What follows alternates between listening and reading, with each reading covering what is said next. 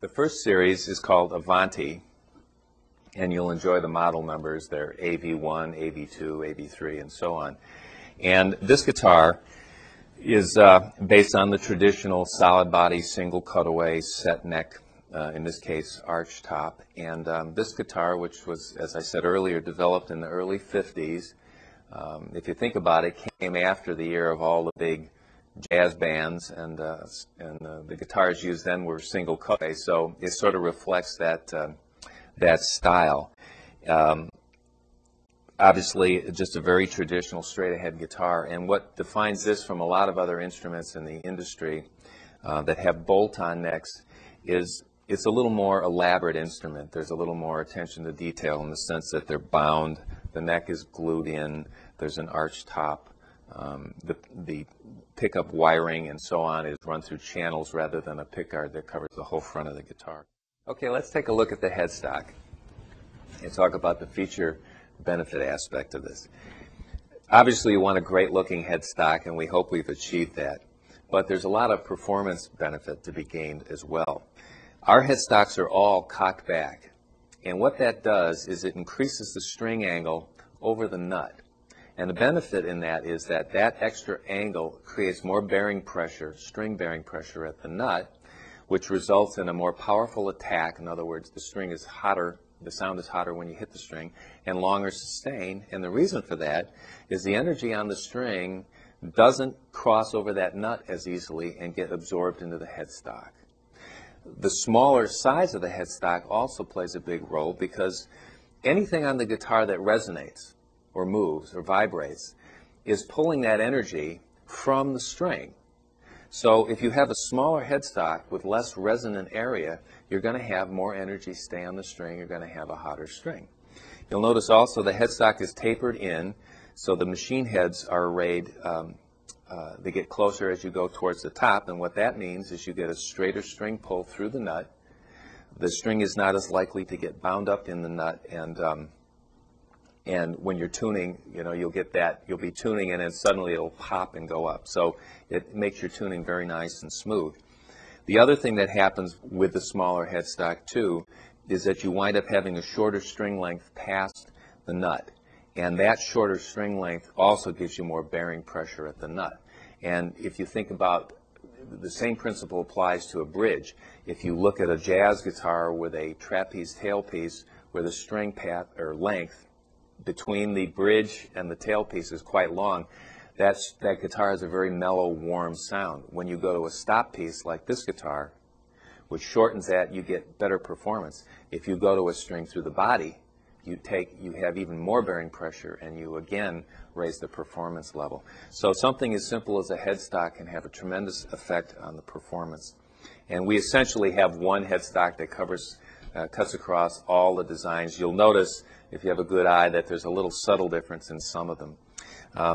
Next, take a look at this guitar, the body of it. These guitars tend to be loved because they really, the heavy metal guys won't appreciate this, I guess, this terminology, but they really are elegant looking guitars, and it's a great format. What sort of frustrates me is people rarely talk about the performance benefit of it. And as we were discussing earlier, string performance is predicated on keeping energy on the string and having a very strong response. Well, when you build a guitar with an arched top, what you do is you create more mass or more rigidity or stiffness in the body, which means that it's less likely to take energy off the string and thereby weakening the response in terms of attack and sustain. We also, if you take a look at our bridge, you'll notice that instead of just a thin threaded shaft going into the body, there is a flange at the bottom. This adds a stability to it, to the performance of the guitar as well. There's very little vibration or shake in that bridge. That improves performance. And this particular guitar has a glued-in neck, which also creates a more rigid situation, which prevents vibration. So as beautiful as this guitar is, it also has a tremendous response in terms of attack, sustain. The tone is just magnificent.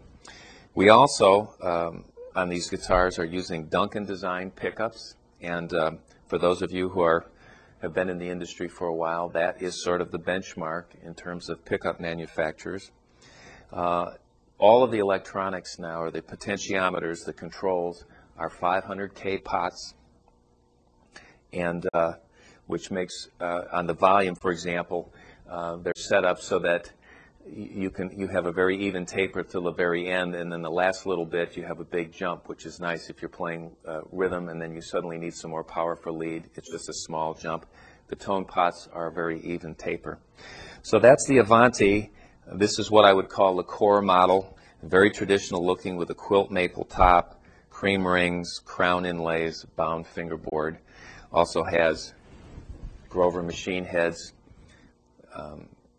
I might as well address that a little bit too.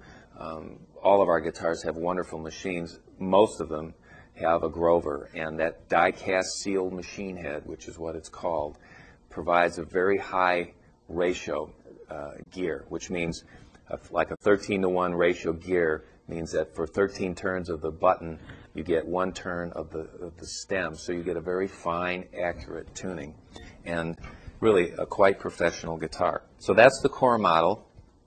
Next, I'm going to show you within this same series a couple of other guitars that are also what I called earlier sub-markets. I should mention to you the guitar we just looked at, the model number on that was an AV6.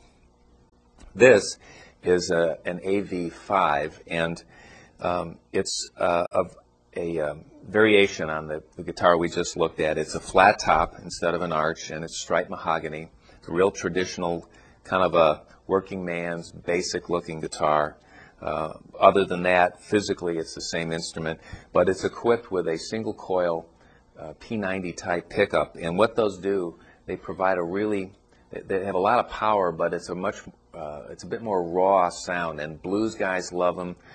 It just gives a really nice edge to your playing, and there, as we said, there is clearly a market for this guitar. And again, just real basic, small abalone dot inlays, and very straight ahead working man guitar.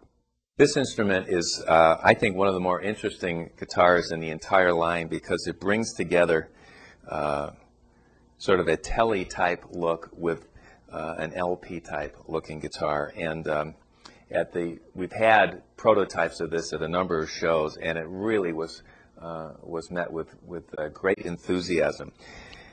Performance-wise, this guitar also offers really an amazing benefit. If you look at the bridge, you can see that this is a string through the body bridge. You can see on the back the furls that the strings are fed through.